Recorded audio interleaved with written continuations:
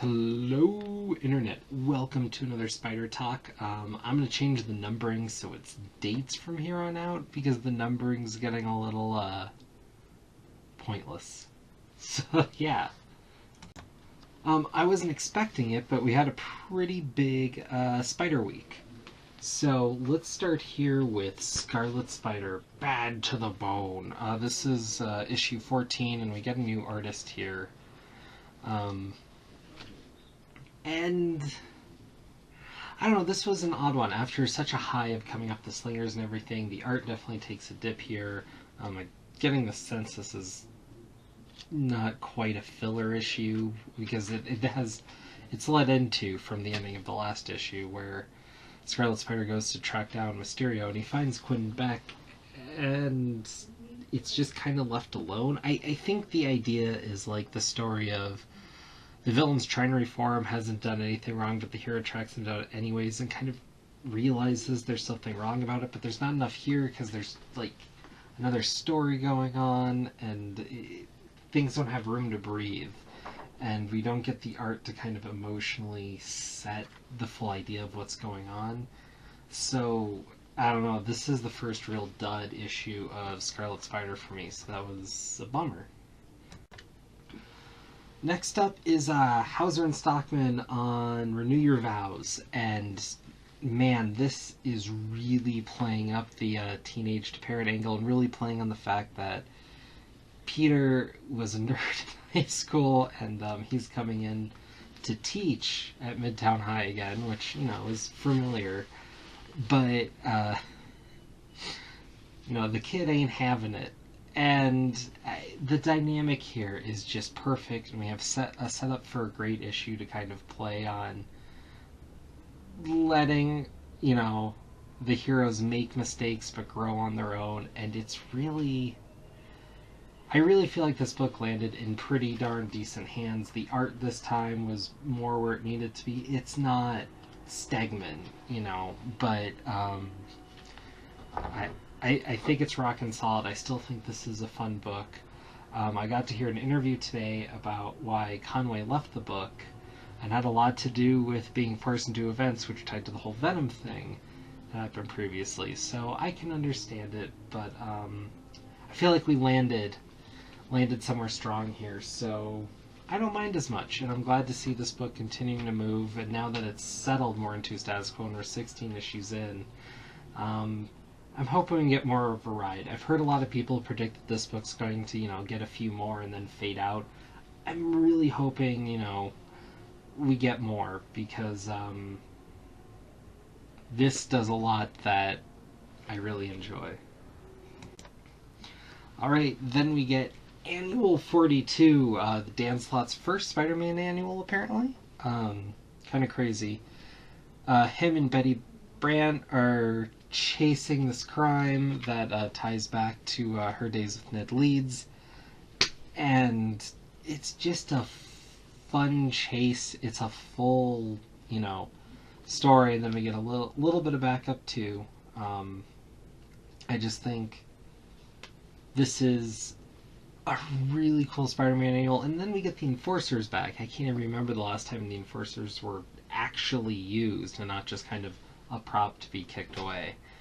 And I mean, this is just a fun annual. If you're looking for a decent Spider-Man book, or if you've been maybe just want a little bit of Spider in your comic book diet, I'd say pick this up. It's $5, which anymore isn't that much more than an issue. And I mean, this is the whole enchilada in one thing. It's nice to get one more just kind of Spider story until we get this whole hyped up bit with Slott's end running, and it looks like they're trying to throw in some punches with each issue on the way out. And I don't know, I'm kind of curious. As much as I'm excited to see this final Slott story and have this whole thing, the ads have been a culmination of 10 years, and no, it's not in any way. Bringing in the Green Goblin now, and Slott barely used Norman, really, feels off. Also, I'd like to see some meat left for whoever picks up the book, and so they can pick some tendrils from some of the stronger points of Slott's run, especially from the last year or so, because I feel like if we got a new status quo, we just got a new status quo for Spider-Man after just getting the last status quo, after just coming back from the status quo before that. I'd like to see things have a chance to breathe and let the author take on Spider-Man and Peter with, a chance to do some of the smaller things before making big moves. So, I'm hopeful for that, but we'll see. And then I'm going to slide right into my bonus one, Sideways, which by all accounts it looks like it's supposed to be this new DC's new age of heroes from Metal, where they're taking popular Marvel characters and making anagrams in the DC universe, basically, which isn't the worst idea, and this is clearly supposed to be the Spider-Man one. It's hard to judge the character yet. We haven't gotten much from him. He's a high school guy, and he can teleport, but that's angered,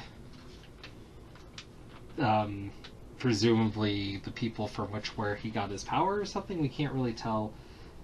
The problem with a lot of these being two of the three I've read so far, so high majority, their first issues are not full stories. Like, this is the problem with the decompression thing. We're getting introduced to a whole new character, a whole new idea, and there's not enough to chew on this first issue for me to really say yay or nay. And that makes me want to say nay, because there's not enough writing in here in an issue to grab me. So I gave it a shot. I'll see if issue 2s are still $2.99. I might go for it, but if they jump up and that was just a sales gimmick, then oh well. I don't know. This Sideways has been not much. So it's really hard for me to talk about without spoiling it.